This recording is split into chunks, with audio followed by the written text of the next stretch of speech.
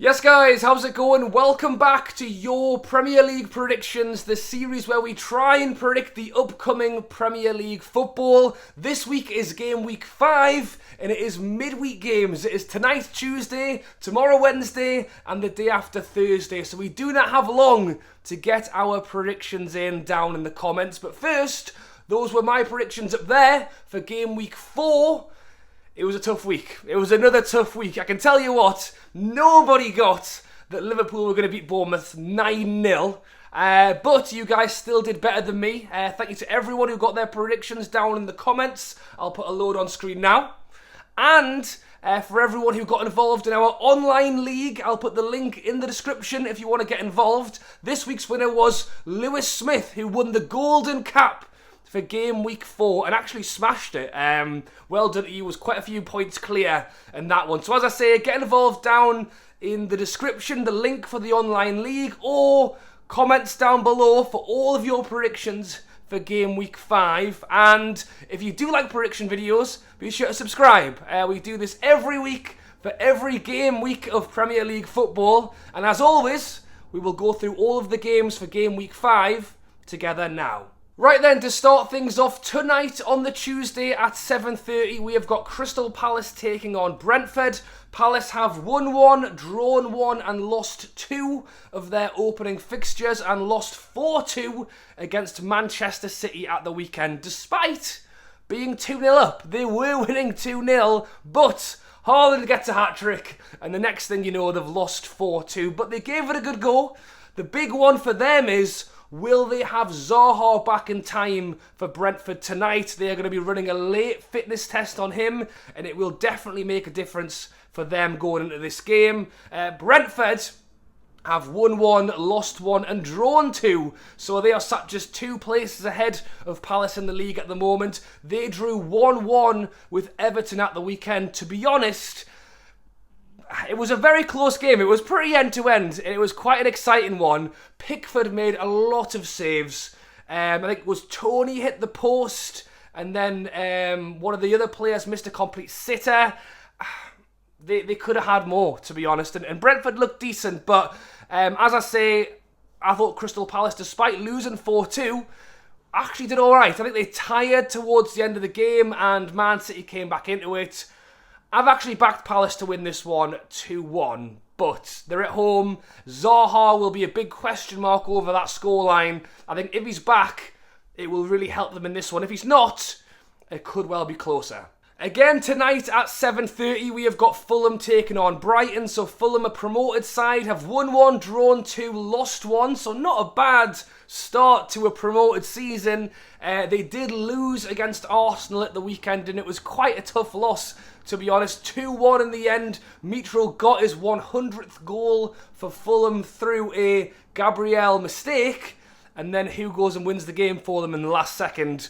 Gabriel. So Fulham do lose that game. Very tough to take, right in the dying seconds. Taking on a Brighton side who are currently sat in the top 4 positions, sat playing Champions League as it stands, have won 3, drawn 1, still yet to lose this season, and they beat Leeds 1-0 at the weekend.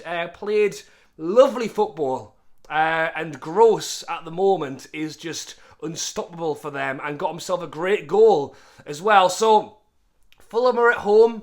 I think they'll be disappointed with the loss against Arsenal, where they could well have come out with a point there. I've backed the draw. I've gone 1-1. It wouldn't surprise me if Brighton turned up and won because of how well they've played, but I just think Fulham have got some real fight about them at the moment, and I can see them pulling something out of this one. Next up tonight at 7:45, we have got Southampton taking on Chelsea. So Southampton lost 1-0 against Manchester United at the weekend. They did have chances. They did make De Gea work, but they couldn't put the ball in the net. They in fact had more shots and more shots on target than Manchester United did. but they were unable to put the ball in the net. They might have actually felt hard done to with the McTominay handball incident inside the box where it kind of bobbled up and hit his arm.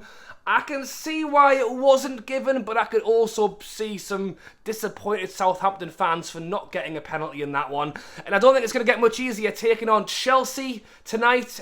Chelsea have won 2, drawn 1, lost 1, sat in 6th place. Not a bad start to the season. They beat Leicester at the weekend 2-1, despite being with 10 men. They went 2-0 up. Sterling got both goals, and that was with 10 men the whole time. Gallagher got sent off for 2 yellow cards. Leicester did have some chances at the end. They got a goal, and Vardy could well have made it 2-2. But Chelsea hung on, got 3 points, and I think they're a better side than Southampton, so I have backed them to win this one 2-1.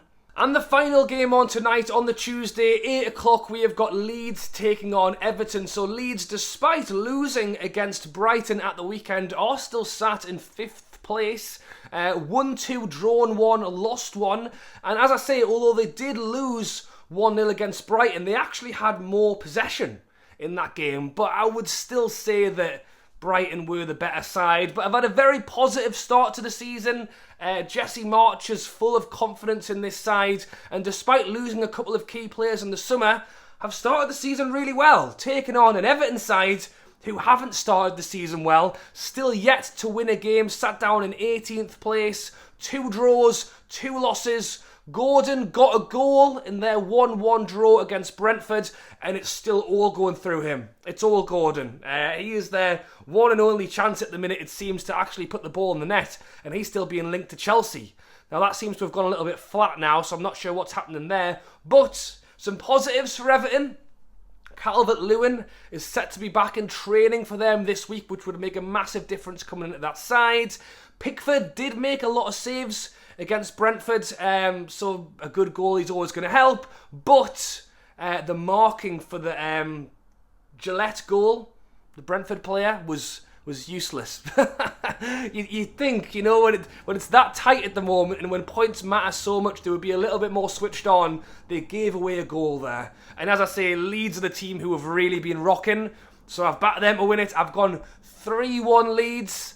Let's hope it's an exciting game. On to the Wednesday now. Tomorrow night at 7:30, we have got Arsenal taking on Aston Villa. So Arsenal played 4, won 4, are sat top of the league and the only team to have won all of their games so far, beating Fulham, as I mentioned, at the weekend. Gabriel giving away the first goal and then making up for it with a last-second goal to keep that win streak going.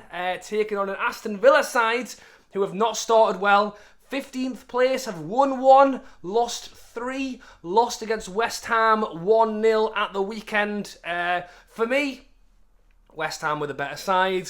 Gerrard spoke after the game where he said he felt like they had some decent chances but weren't clinical enough in front of goal. The fans booed Aston Villa off at the end of the game, and we have seen the first manager go already. This morning, as it happens, that we'll come on to in a minute. I think Gerrard's job is definitely under pressure, and I think Arsenal will win this game. I've gone Arsenal 2-0 here. I think it'll be a tough one for Aston Villa against an Arsenal side who look to be flying at the minute.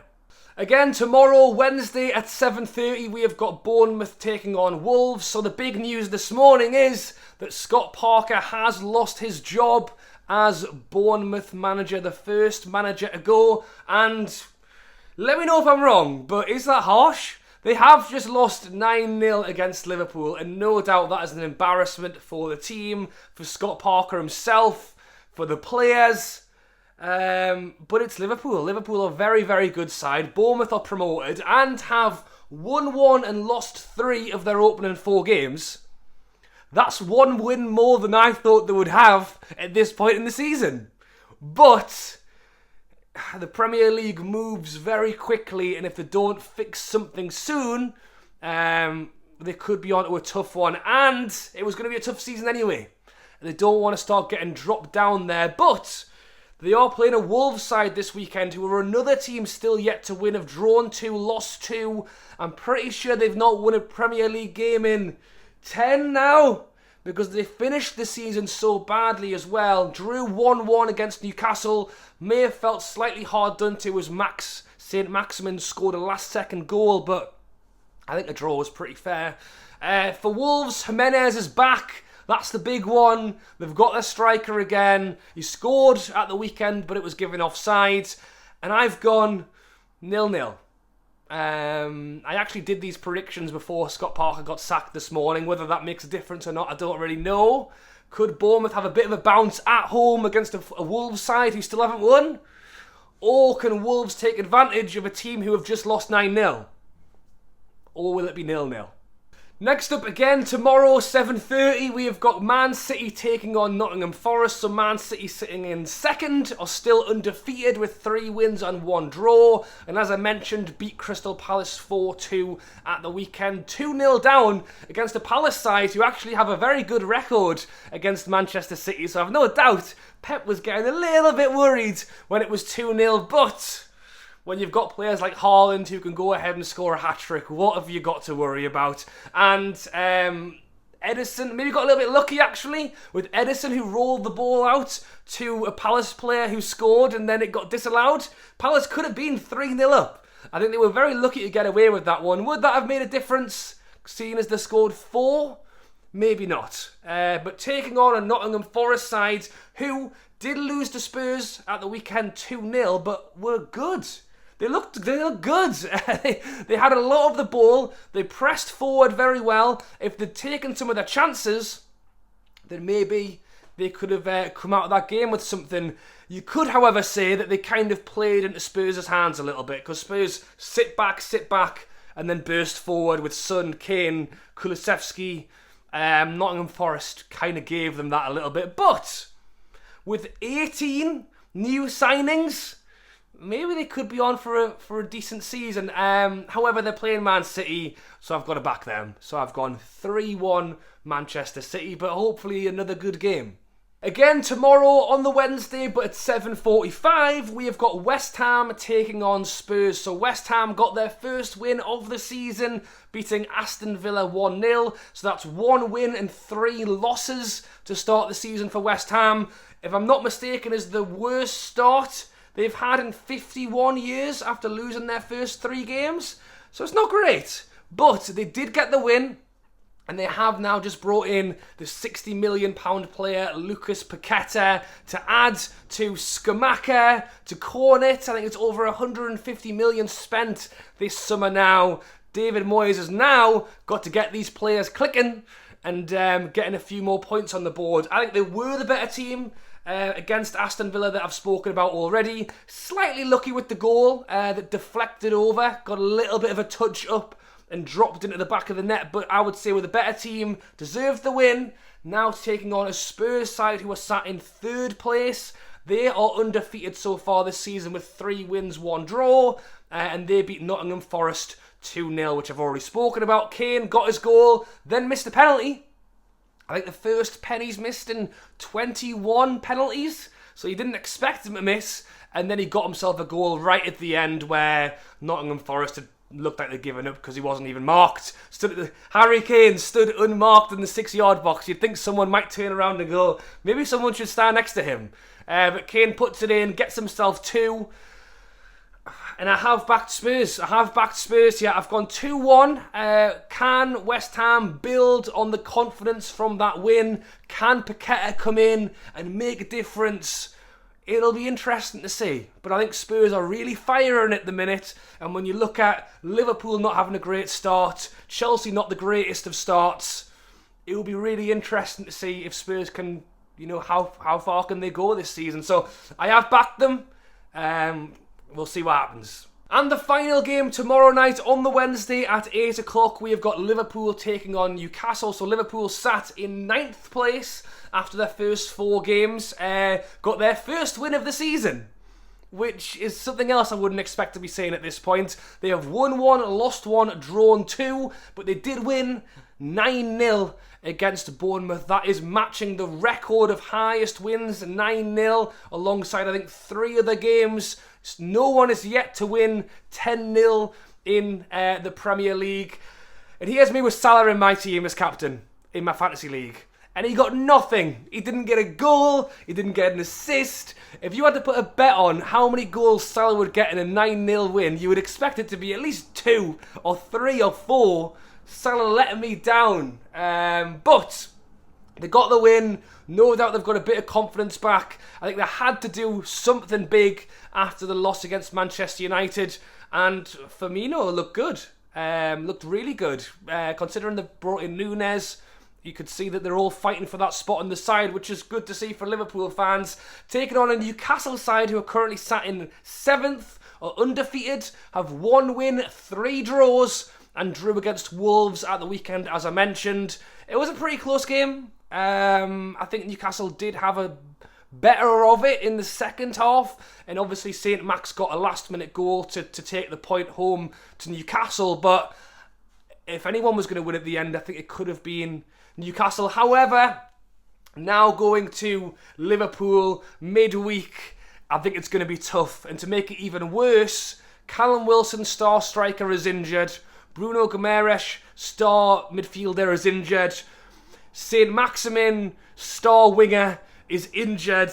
Brand new 63 million signing Isak potentially won't be able to play because he hasn't got his work permit. And now we're going to play a Liverpool side who have just won 9-0.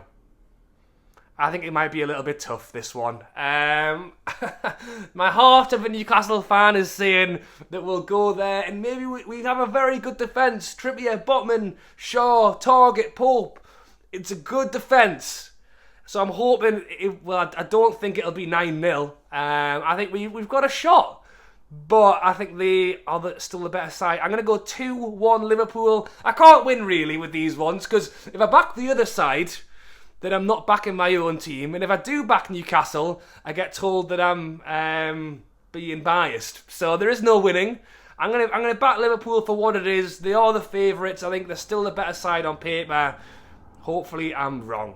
And then to finish off on Thursday night at 8 o'clock, we have got Leicester taking on Manchester United. So Leicester are sat at the bottom of the league after their first 4 games. 1 draw, 3 losses. It has not been a good start for Leicester at all, losing 2-1 against Chelsea at the weekend. As I mentioned, we're actually playing a 10-man Chelsea for a lot of that game, but we're still unable to capitalise. I thought Vardy had a couple of good chances in that game, one of which was disallowed, one that went wide. There was one at the end of the game where he could have scored. Barnes was able to grab a consolation goal to make it 2-1 instead of 2-0. It's crazy. It's going to be really interesting to see how Leicester do this season. I still don't know what is a good season for Leicester. It's great to see players like Vardy still powering on, pushing on for them. But I just think they need to bring more in. They need to help the poor bloke. You know, he's getting older, he's got injury issues, he's fighting on, and I've no doubt he'll continue to do so, I think, for maybe even another year or 2. But they need to add more than that. At the minute, they're concentrating more on keeping hold of their players, which is that's a win in itself. But I think they need to add as well. Taking on Manchester United, who are sat in 8th now, got their 2nd win of the season against Southampton 1-0. So they've won 2, lost 2.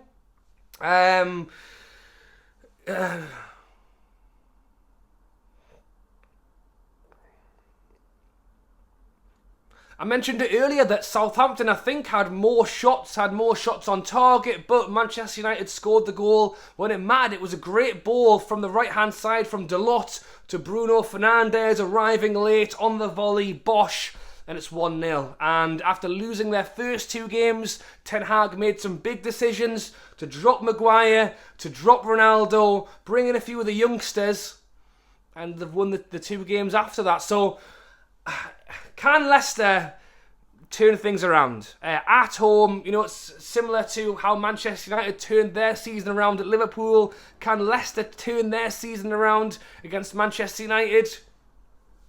It depends what Manchester United turns up as well. It depends what Leicester turns up. I think this was a tough one to call, and that's why I've ended up sitting on the fence, and I've gone 1-1. So that is it, guys. Those are all of my predictions up there for Game Week 5. Be sure to get your predictions down in the comments below. I go through all of them and will throw them up on screen before the next prediction video. And be sure to get involved in my online league as well. It's called Superbru. It's not sponsored or anything like that. It's just a fun way to interact online, get our predictions in. They've got an app as well, which I think is quite cool. So be sure to go and check that out in the description. And as I've mentioned, if you do like prediction videos, I'll be back on Friday for the predictions going into this weekend's Game Week 6. Alright guys, thanks for watching. Drop a like, subscribe, and I'll catch you later.